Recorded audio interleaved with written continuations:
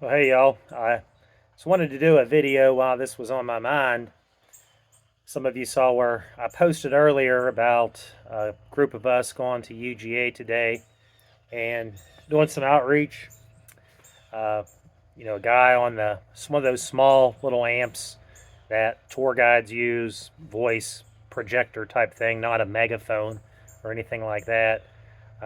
Just sharing a basic gospel message, and several of us handing out tracts and trying to engage students. Well, I just want to talk a little bit about how the policies at the University of Georgia have changed in the 22 years since I came to UGA as a master's slash PhD student up to present day, 2022.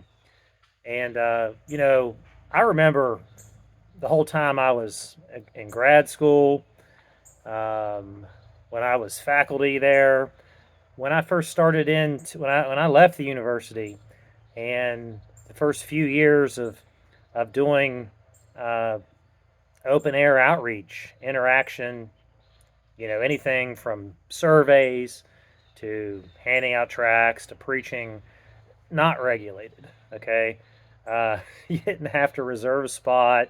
Somebody wasn't already in it. You could just do it as long as you weren't uh, blocking an entrance or exit or a sidewalk. Uh, it was no problem, no issue. You couldn't, of course, use a loud amplifier. People actually did that, not us, but I've seen other groups come through and do that several years ago without incident. Well, all of that's completely changed now, and they won't. It's hard to pin down why. So, what campuses do is they hide behind this concept because these are public universities, they're taxpayer funded. So they are, in a sense, open to the public. But they'll say, as far as free speech is concerned, this is not a traditional free speech forum. And so you really don't have, it's, what would you say? It's something they can regulate, right? And they say it's a limited public speech forum. Therefore, they have the right to regulate time, place, and manner of expression. Expressive activity, that's the word they like to use, which means First Amendment rights, freedom of speech, sharing whatever message that you want to share. And so they hide behind that. They have the University of Georgia, for those of you familiar with the campus, they have three areas where you can do that. The little flagpole area that they call the Northwest Lawn, that is like a little triangle piece of grass there between the new Tate Center and the MLC. That's reservable for outside parties, but also for student groups. So you got to compete for that. Um, the Tate Plaza proper is reservable, and then Memorial Hall, which, like back in the 19 up until 1960 something, or maybe early 70s, my understanding was that was the student union. Nobody goes by there anymore. There's like literally nobody. There's squirrels that go through there. That's it. You're not going to contact any even small portion of the student body uh, in that area, so it's worthless even if you can reserve it. But they were telling us that all these areas were reserved today. So this represents, all three areas combined, a tiny, tiny fraction of 1% of the entire campus is reservable space for designated free speech areas, right? This is where the Constitution of the United States applies, apparently, where UGA cannot directly regulate that, but even though they do. So all kinds of constitutional problems here and free speech problems. Um, what else was I wanting to say about that? So those are the reservable areas. You've got to compete with other outside groups, and you've also got to compete with student groups. What you can't do, and this is what we were trying to do today, because we tried to make reservations a week and a half ago, and they told us none of those areas were available. It turns out we walked through there, and actually, two out of the three were available. But leaving that aside, South Lumpkin Street, which is a through street, those of you familiar with Athens know that it goes from Broad Street downtown, down the hill, right down towards the Tate Center, and it continues on past UGA Track, all the way up uh, to Millage, and then from Millage down um, to Old Macon Highway, a few miles from campus. So clearly, this is a main Athens-Clarke County street. It's a through street. It's not a service street for UGA. Um, the public easement is something like 25 feet from the center line of the road there, which gets you well into the sidewalk area where Bolton Dining Hall Commons is on one side, and then kind of that little wall area going into campus between MLC and Tate is on the other side, right where the parking deck is. So we set up there on Athens-Clarke County property, which they admit, the administration admits, yes, you are on Athens-Clarke County property, but they claim to have the right to regulate that and tell us that we can't preach there, we can't engage students there, even threatening to bar me today from campus for just handing out tracts there. So I just, again, I want to get some feedback, so feel free to comment. Would like to hear what people think about this. Um, is that is that something that we should just let go for the sake of there's other hills to die on? Think about the encroachment, the infringement, the changes in the free speech regulation just in the last few years, where 5 years ago, even probably 3 years ago, but certainly 5 years ago, because we did this all the time, you just walk onto campus, you're not using an amplifier, you find a good place where you're not blocking, you're in the grass somewhere off to the side where people walk by. If people want to engage you, they can. If they don't want to, that's fine. We're not going after people, we're just sharing a message. And if people want to engage us, they can. If they want to ignore us, of course, most of them do. That's certainly their right.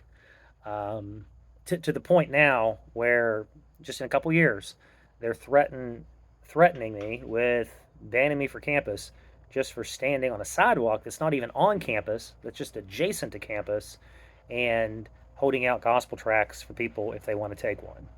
What are your thoughts on that? Should we push back? How do you push back? Um, the thing about it is sometimes you want to push back, but then it's kind of like you're the lone man fighting. People like, oh, like that's not right. They're doing that to you, but then they don't actually get behind you, even morally or even in prayer or anything like that to to say, okay, this is unreasonable. We're gonna we're gonna plant a flag here and say you can't just keep on pushing us into a corner, pushing us into the margin, restricting our rights, and that sort of thing. Just curious what y'all think. Of course, on the other side, let me just go ahead, just for the sake of argument, um, the type of thing that they'll say that students, obviously, a lot of students don't want to hear a street preacher. I get that. Most of them aren't saved. Even a lot of those who profess to be Christians, um, they they're annoyed or aggravated or saying this is doing it wrong. It's pushing people away from Christ. Whatever. We've heard it all hundreds of times, literally, and that's fine. That's what they believe. That's their opinion. They can engage or not engage. But statements like, well, students are just trying to get to class, and they shouldn't have to be exposed to that. They shouldn't have to hear someone preaching that Jesus is the Savior and died and rose again. That's harassing them. That's some type of infringement on them. That's the type of reasoning and statement, and I think philosophy or attitude that has created this type of situation. And obviously, when you people are entitled to their opinion, but when you're talking about the law, that's a different matter. When you're talking about the First Amendment of the Constitution, that's a different matter.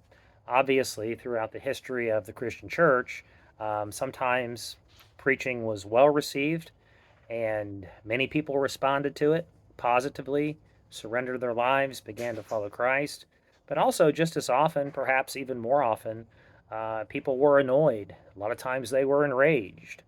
They put the apostles in prison multiple times. They flogged them. They stoned Paul. On down the list, Stephen, they stoned him to death for preaching the gospel publicly. So I would say that biblically, we don't want to say, well, the message is not welcome or well received, therefore we shouldn't do it. That seems to be a very tenuous position, and certainly a position that's not in line with Scripture. But again, if you disagree, I appreciate if you shared with me your thoughts, why you disagree specific. Try to be as specific as possible. And just what do you think? Is this something we should just let go and say, okay, we'll just let them micromanage every aspect of when we can do what we do and how and that sort of thing? Am I being unreasonable? Should I change my approach, or do you think that this is really kind of like what do you want to call it, the the state, the administration micromanaging us, um, curtailing our rights, um, breaching our rights because of the students who I guess they look at them as customers, right? And they need to create an environment that they're most comfortable in and never challenged with anything that they don't already agree with. Am I looking at it the wrong way? Because I don't think I am. I think about these things a lot. I deal with them a lot. I think they're being unreasonable.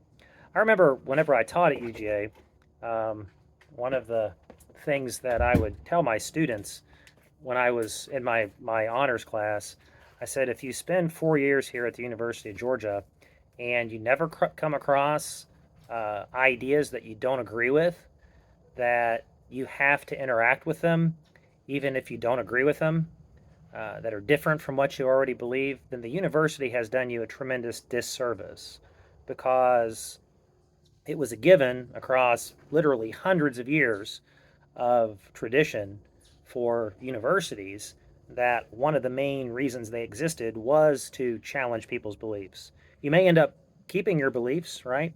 But at least they've stood the test of other ideas, having to interact with those, not just saying, I don't like those, so I should never have to hear those. Okay. That was one of the concepts of the university. It's kind of been in place again for hundreds of years now.